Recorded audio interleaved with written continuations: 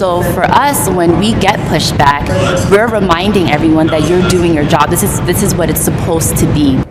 Leading a large diaspora media outlet at a critical time is rarely an easy assignment.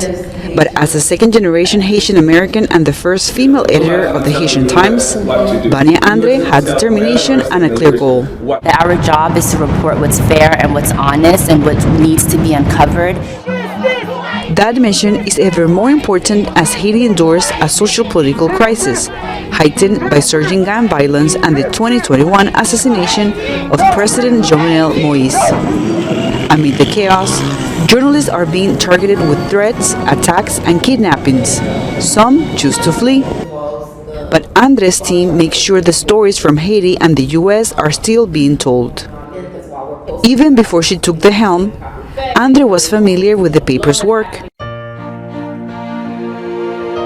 I remember being a kid growing up in Southeast Queens in Cambria Heights, seeing my dad read the paper, and then to see, now 15, 20 years later that I'm the one that's really helping to shepherd our new path forward, it's something that I could have never imagined. Her involvement came around 10 years ago when the paper's founder, Gary Pierre, was reimagining the outlet's future. Everything had become digital and we were print. This is what we faced an existential threat at that moment. Because I understood intellectually digital media and all of that, but as far as running a digital publication, my skill sets were very limited. Yeah. It was a case of right place, right time, with both Andre and Pierre committed to covering the issues most relevant to their community, even if, as Andre says, it wasn't pretty. But audiences took time to adjust. People said that everything that was wrong with the community was because of the Haitian Times, because we were bringing it to light. But for the paper's team, journalistic integrity means covering the good and the bad. And then, too, making sure that we were holding the public officials' feet to the fire that were meant to represent us and make sure that they were bringing our concerns to the highest possible level to make sure they address it. Each class, for Andre, ensuring her audience's needs are met means a full schedule of meetings, strategy sessions, and engagement with the community. The latter goes a long way in fostering trust. That's how we can share important moments that the newspaper can publish. It fosters awareness, learning, understanding, and it also makes us feel more valued.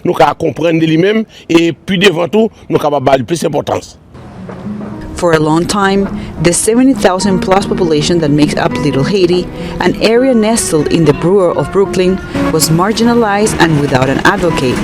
Business owner Jensen De Josies says the Haitian Times came along at the right moment. We wanted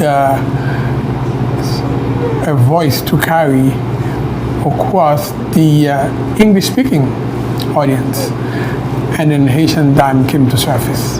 And I think that at that point, Haitian Times became the voice, that voice that we were looking for. The outlet pays extra attention to challenges for the diaspora. There's a culture shock for them.